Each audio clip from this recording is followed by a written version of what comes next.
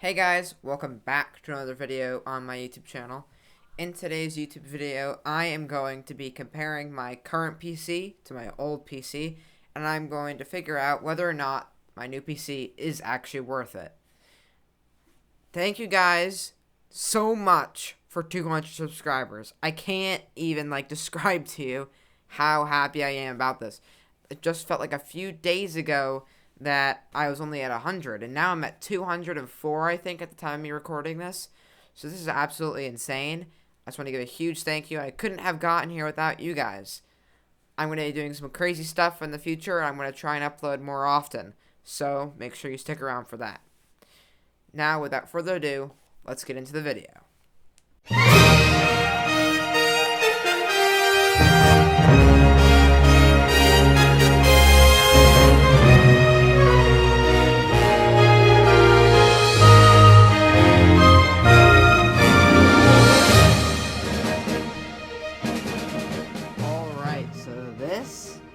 This is my current PC. This is what I built. Yes, I know, the cable management is not the best at all. And also, I know that those fans up top are the wrong way. I mean, it won't make that much of a difference, but technically they're supposed to be facing downwards instead of upwards, but I don't know. I'm gonna fix that once I get more RAM. So when I open up the case again, obviously. So, I'm going to go over the specs in this PC. Inside of this PC, I have a AMD Ryzen 7 3700X CPU, which is hidden behind this fan, obviously. Then we've got 16 gigabytes of DDR4 RAM and dual channel mode. And then I also have an NVIDIA RTX 3070 Founders Edition. So, this is quite a rare PC, I guess you could say, because they're all out of stock everywhere. Like, if you try and look for any graphics card anywhere on the internet, they're all crazy overpriced. Which, I mean, I honestly kind of feel bad, because I was one of the lucky ones who was able to get one, but there's plenty of people out there who weren't able to get one. For the motherboard, which is what everything is connected to, I have the MSI MPG Gaming Plus B550 motherboard. And then I've got a ton of fans up top. They're all at the same color, which I think looks really nice. This is one of my favorite colors. I really like this type of blue. I think it's kind of like a teal. It's like a light blue. I'm not entirely sure. And I got all these cords connected to it. Down below is the power supply. It is an EVGA 750 watt power supply. I don't remember the entire name, but that's what it is. 750 watt, which is perfectly enough for this type of components. Overall, I have to say it's a pretty nice system. Haven't had many problems at all. The only problem I've ever had with this system is that one time it just froze and I couldn't turn it off, so I had to turn off the power supply. That was one single time, and I'm pretty sure it was because I haven't updated Windows in weeks. But that was the only time that I've had an issue. And oh yeah, and also the system storage is 500 gigabytes on an SSD, and there's also a 2 terabyte hard drive connected to the back, which I have on top of some books over there. It's kind of funny. And also, I have the case, which is probably the biggest part of the whole thing.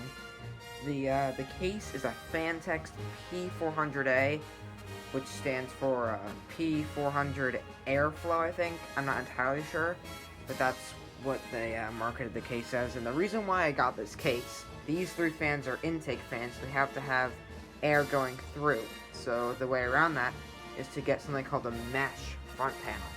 And if you look really close, you can see it's actually just little tiny holes in there. And that makes sure that it has perfect airflow and that all the air kind of goes in. So the way it works is you've got air coming in this way, that way, and then it kind of goes around here. The 2 fans on the bottom of the graphics card pull it up, and the fan in the middle where the CPU is pushes it out, and then it all gets spat out from the exhaust fan right in the back. So that is how my airflow configuration is. Yeah, this is essentially my current PC, and this will be the PC I'm going to have for a very long time. I don't think I'm ever going to have to change this at all. I'm very content and happy with this. So, now let's move on to the other PC. Here is my laptop setup I have going on over here. It's not nearly as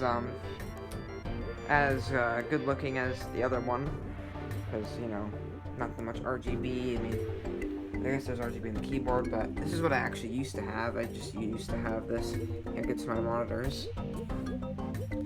So, basically, I've connected a wireless mouse that I bought to this laptop. I got a Corsair keyboard next to this nice looking laptop. The specs of this laptop are 16 gigabytes of DDR4 RAM that I actually upgraded. It was originally just 8, and I upgraded to 16. And let's actually open up Task Manager real quick and just so I make sure I have all this right. Okay, so CPU, Intel i5-8300H at 2.3 gigahertz, but right now it's running about 4 gigahertz. It's pretty nice. That's roughly the same speed as my other CPU. My other CPU goes up to 4.3 gigahertz. This one, I think the max is like 4.2 or 4.3. I don't remember exactly. And obviously I have 16 gigabytes of DDR4 RAM. We've got one hard drive in here, but it has 1 terabyte. It's got an 8 gigabyte SSD, I think, inside it, and that is what has like Windows on it, so it makes it window boot times quickly. It's got, you know, the integrated graphics, and it also has a GTX 1050 Ti. I used to run this PC ever since, I think, 2019, I think, when I got it. 2018 or 2019, I don't remember exactly. Anyways, this is my other PC. It's alright. It's not as good as the other one, obviously, but we're going to be testing some games on this thing and see how it compares, and let's see how much the other PC is worth.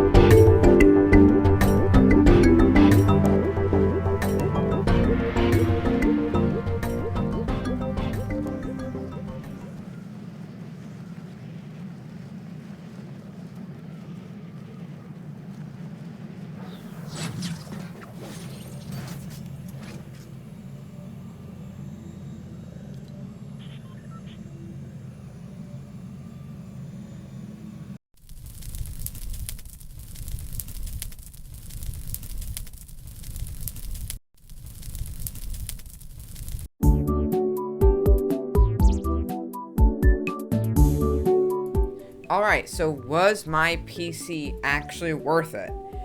I mean, in my opinion, I think it definitely was.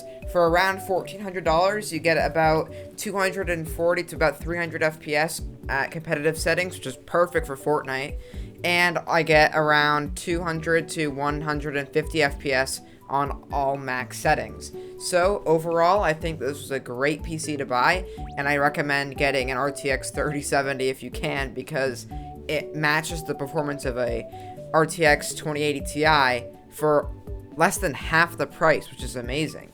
So overall, I have to say this PC is definitely better than my old PC, because as you can see, my old PC could barely even handle epic settings without even crashing, only getting around 30 FPS, and it actually reached 100 degrees Celsius on the CPU. So that is not a very good experience.